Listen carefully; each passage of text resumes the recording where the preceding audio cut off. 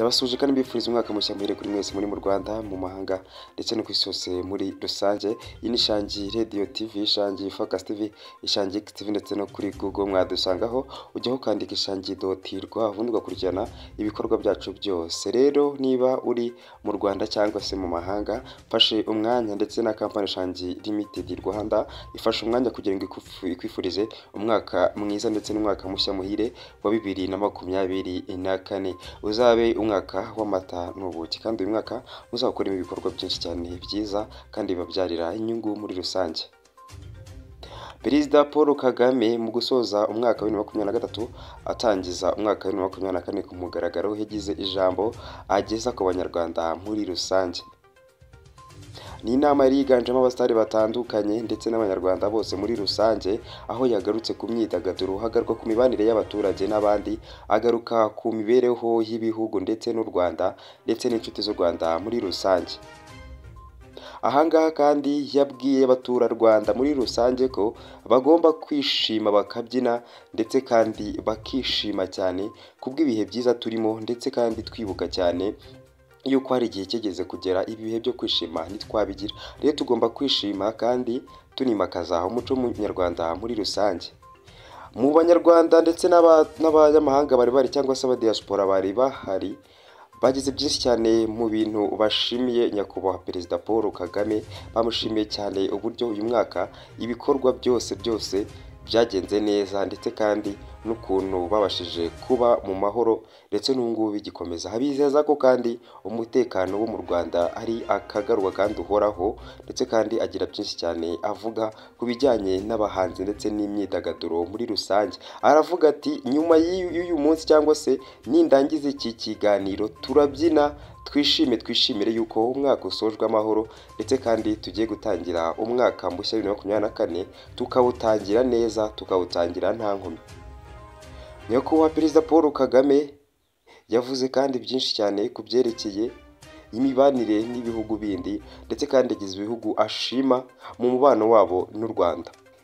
Yagarutse kandi no kubabona u Rwanda nk'umwanzi, yuko u Rwanda atari umwanzi ahubwo ari igihugu gishaka amahoro n'amahanga ndetse n'umubano mwiza n'amahanga. Reka mwimvire ijambo rya nyakubahwa Perezida Paul KAGAME.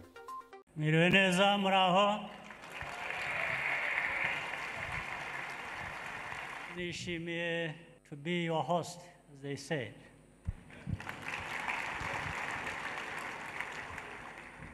Nagira ngo rero mbahe ikaze aha duhuriye,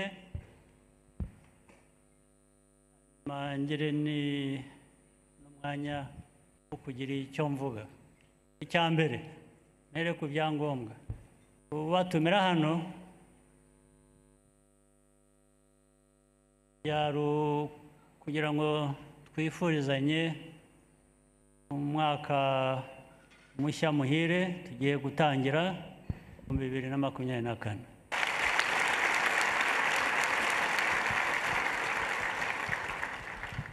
Ubu ndabubifurije rero.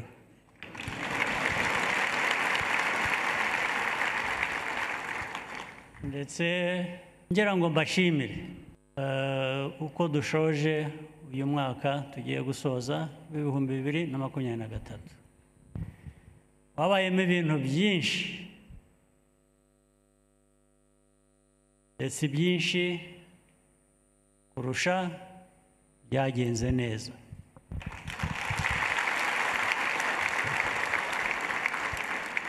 Byagenze neza kubera impamvu nyinshi, ariko y'ingenzi ni uruhare mwabigizemo. Ndabashimira rero. Muraza gufasha musemurire abo twatumiye bari hano batumva Ikinyarwanda, ababegereye mugerageze mufashe mubasemurire, ariko mubasemurire ibyo mvuze, ntimuvuge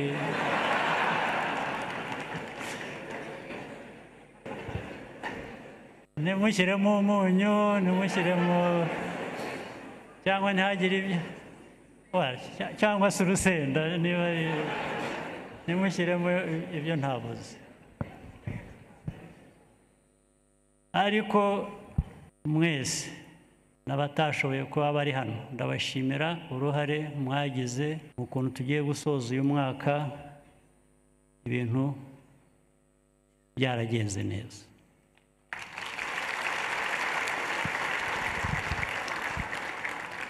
Ndetse n'ibitaragenze neza gerageza kubyumva tukabimenya tukabiha umwanya wabyo ndetse tukababarirana kubera ko ibyinshi hari ubwo ibintu bitagenda neza ariko bitari ubushake buke hari izindi mpamvu zisanzwe z'abantu.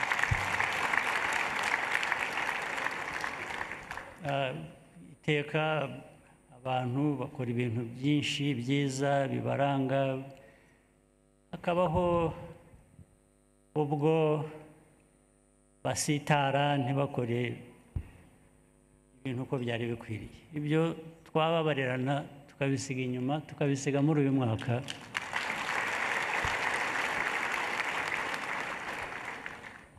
dushoje ndetse tukabivanamo n'isomo ku buryo mu mwaka tugiye gutangira tutasubira amakosa twaba twarakoze kandi tutari tunabigendereye. Bisubiyemo ni ukuvuga ngo ntabwo bikiri ya makosa abantu bakora batabigendereye, yaba ari ikindi kibazo. Rero tubivanamo isomo tugakora neza kurusha ubutaha. Twebwe rero tumaze no kumenyera nk'abanyarwanda ubumwe, gukorera hamwe, kuzuzanya, niho tuvana imbaraga zo kugira ngo dukore ibintu bizima. Dukomereze aho rero ndetse turusheho kuba twakuzuzanya, twakorera hamwe, twakongera n'izo mbaraga.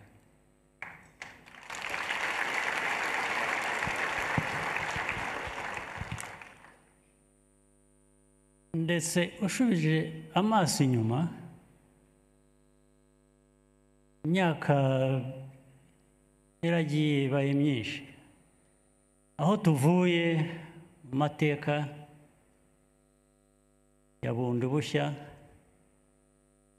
yo kubaka igihugu cy'u Rwanda, twahereye hasi cyane kubera amateka yacu twese tuzi, sinirwa nyasubiramo. Twahereye hasi cyane, ndakubwira abantu ko twahereye hasi cyane ku buryo nta hasi haharusha twajyaga kujya, ahubwo icyavuyemo cyiza ni uko ubu tuzamuka tuva hasi nta kidutangira.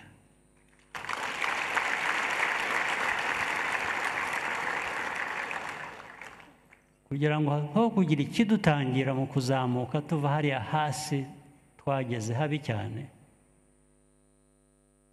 ntabwo byizana gusa, bituruka ku guhitamo, mahitamo abanyarwanda tugomba kugira. Tugomba kugira ubwo bushake, tugomba kugira iyo myumvire ituma twakora icyangombwa cyose gishoboka, niyo cyaba kigoranye giti. Abantu baritanga, niho bava kwitanga. Kugira ngo nshimire urubyiruko ruri hano, rurimo abashinzwe umutekano ku buryo mwihariko, ingabo, abapolisi, izindi nzego z'umutekano zirara ijoro amanywa bakayirirwa, ndetse badahabwa ibingana n'ibyo bari bakwiye kuba babona kubera akazi bakora n'ukuntu Kagame.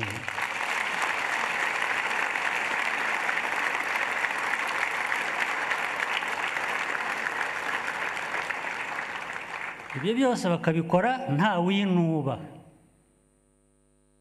ko azi ko akorera igihugu cye, anibuka naho igihugu cyavuye. Niba haravugiye ko ari uguhitamo, abantu bashobora guhitamo ngo reko, ariko na mbere ya hose u Rwanda ntirwari u Rwanda. Kuki tutamera nka kwa kundi kwaho tuvuye? Kuko aho tuvuye hari abari bahari nyine, bisa nkaho ntacyo byari bibatwaye. Wenda niko bari bahisemo, namwe mwahitamo. Ariko guhitamo kwarabaye. Niyo mpamvu turi hano, impamvu dutandukanye, komeza gushaka gutandukana n'abagize ayo mateka ya mbere yubetse u Rwanda, karushyiraho rwari icyo gihe. Muri uyu mwanya rero navuga, hari indirimbo avuga ngo ntabwo ndi buririmbe, ntabwo ijwi ryanjye ari ryiza.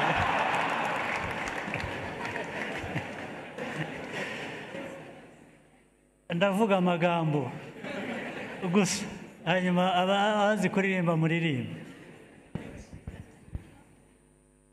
Ndavuga ngo ibyiza by'u Rwanda, ndavuga ngo mvuga iki ndeka iki, ibyiza by'uru Rwanda. Ibyiza birahari, nabivuze sinabirangiza.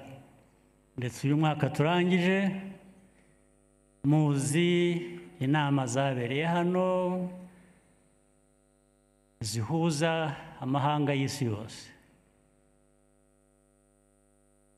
zibikorwa, ibirori, ibintu ndetse byose biganisha ku majyambere y'igihugu, ndetse birimo n'imyidagaduro. Mu myidagaduro habamo byinshi. Dagadura abantu bakwiye kwishimira cyangwa se kugira ubuzima bushimishije. Dagadura rero ubuzima bushimishije ni n'ubuzima bushingira ku bikorwa abantu baba bibuka, kugira ngo igihugu gikomeze gutera imbere.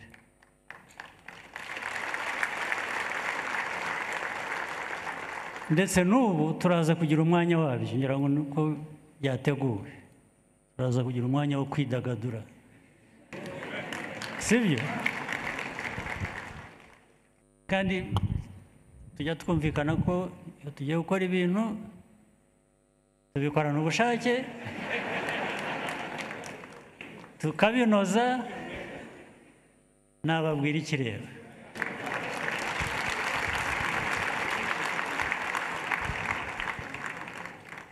Ariko mbere yo gusoza,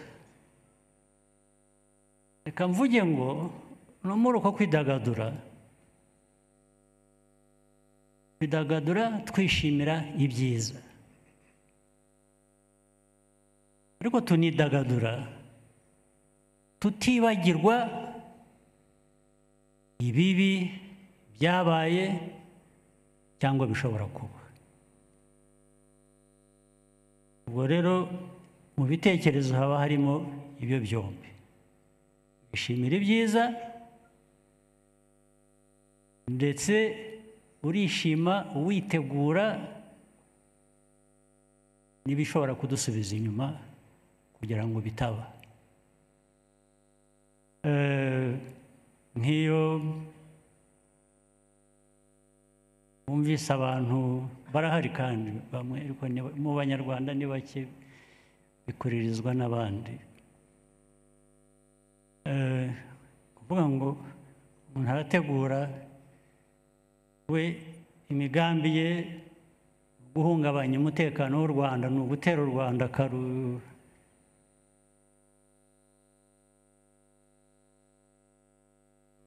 akarushwanyaguza. Icyo tutazi ni ikizi.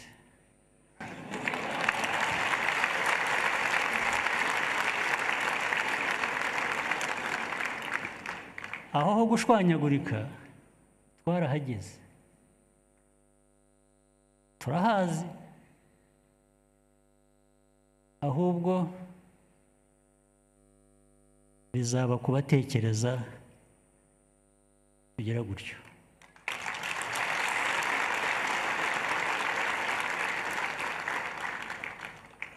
Ibyo byaravuzwe, hanyuma hari abaje kumbwira ngo ariko buriya ngo ntubyiteho, ngo buriya ngo ni ukugira ngo iki?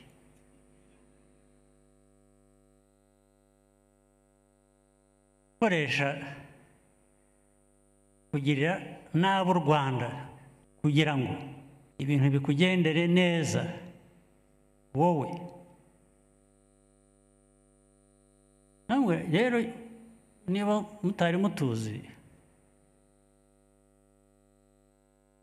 twe ntabwo tuzategura kugira nabi umuntu uwo ari we wese.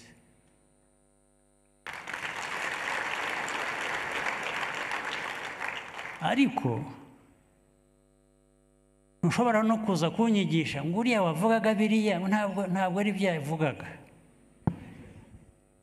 We ntabwo ari wowe yavugaga,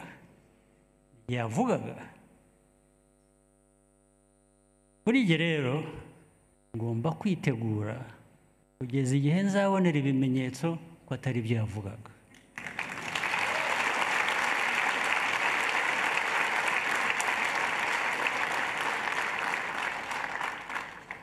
Ikindi narababwiye ngo erega mumenye kuri twebwe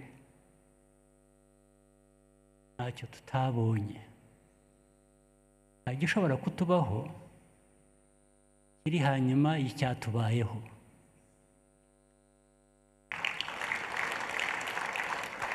Ubwo rero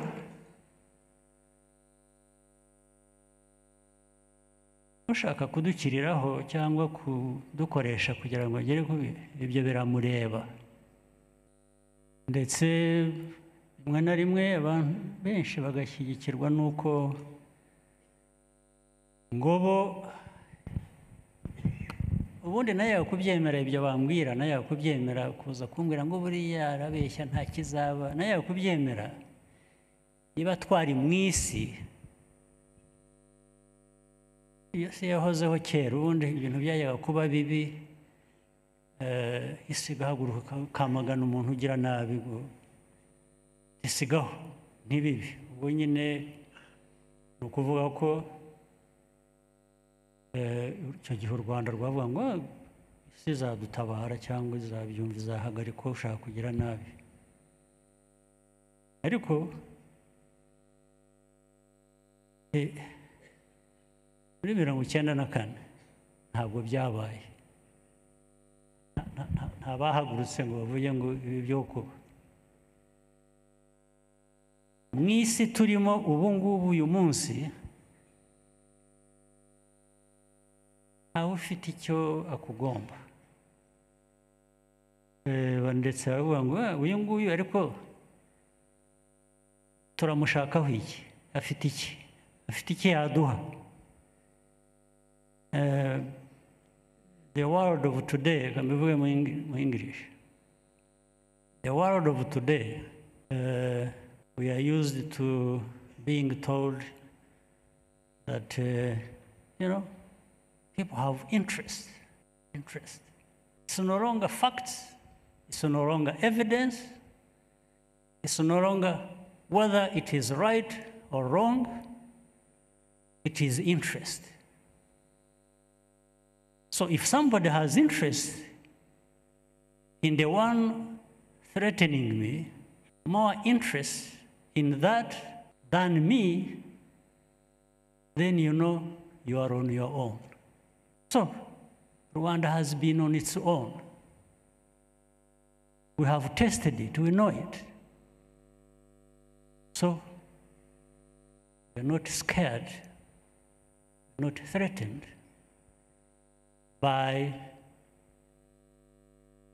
the possibility that at one time we will be on our own again. So, we should always be prepared. And we are used to working on the worst case scenario, where at any other time we might be on our own. And when we are left to be on our own, we will own up and we will survive even better than last time.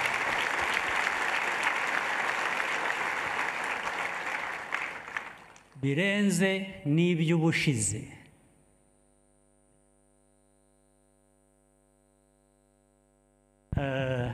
Reka no kubashyira muri politike nyinshi, ariko nagira ngo nabyo nk'uko dusanzwe duhurira kuri byinshi nabyo mbibasangize. Umwaka w'ibihumbi 2024 rero twese uzatubere mwiza. Ibibazo tuzahura nabyo, tuzahangane nabyo, ibyiza dukorera kugeraho, tuzakora ibishoboka byose tubigereho. Ariko nari mfite ubwo butumwa bubiri, bumwe kuri twe abanyarwanda, ubundi ku bandi batari abanyarwanda bari muri cya gice navugaga.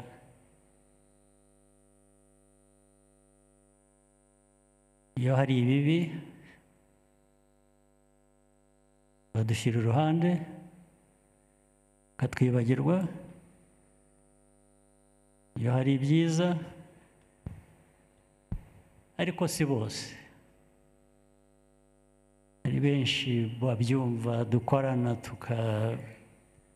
ndetse badufasha kugera kuri ibyo byiza. Ibyo ntabwo nabyibagirwa. Ariko kubaho kwacu nta wundi tugukesha, duhera kuri twebwe.